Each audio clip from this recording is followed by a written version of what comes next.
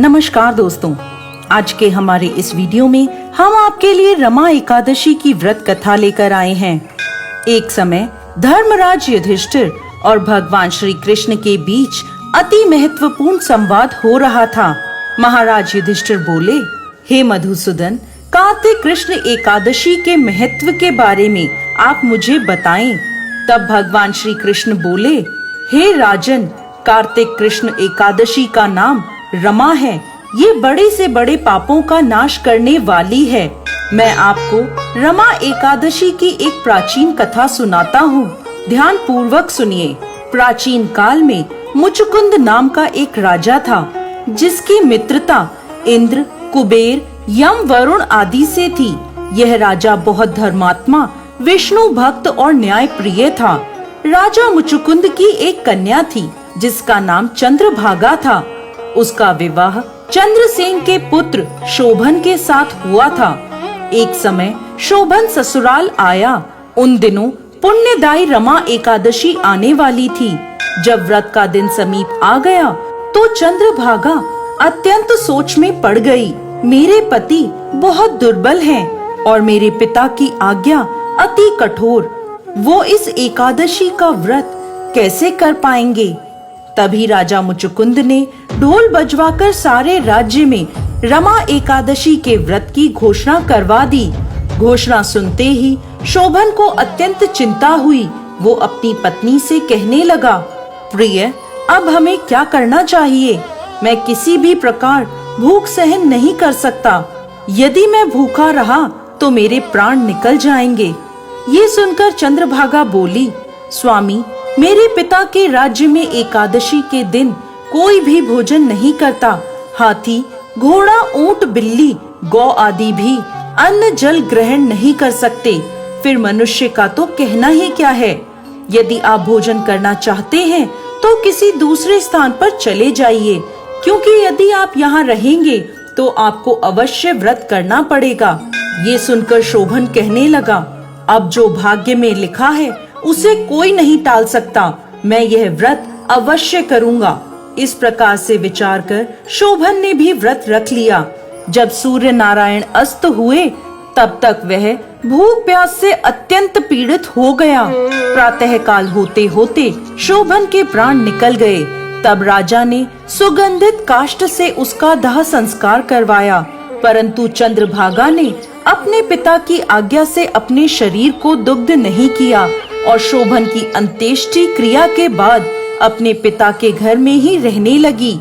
रमा एकादशी के प्रभाव से शोभन को मंदाचल पर्वत पर धन धान्य से युक्त, शत्रुओं से रहित एक सुंदर देवपुर प्राप्त हुआ। एक समय एक ब्राह्मण सोम शर्मा, जो कि मुचुकुंद के नगर में रहते थे, तीर्थ यात्रा करते हुए देवपुर पहुँचे। वहाँ उन्होंने शोभन को पहचान लिया और उसके पास गए और बोले, हे राजन, मैं अत्यंत आश्चर्य में हूँ।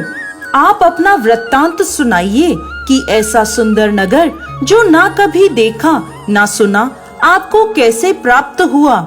तब शोभन बोले कि कार्तिक कृष्ण पक्ष की रमा एकादशी का व्रत करने से मुझे ये नगर प्राप्त हुआ है, परंतु यह अस्थिर है। तब ब्राह्मण ने पूछा, हे राजन, ये स्थिर क्यों नहीं है और कैसे स्थिर हो सकता है? तब शोभन बोले, मैंने रमा एकादशी का व्रत श्रद्धा रहित होकर किया है, इसीलिए यह सब अस्थिर है। यदि आप मुचुकुंद की कन्या चंद्रभागा को यह सब वृत्तांत कहें तो यह स्थिर हो सकता है।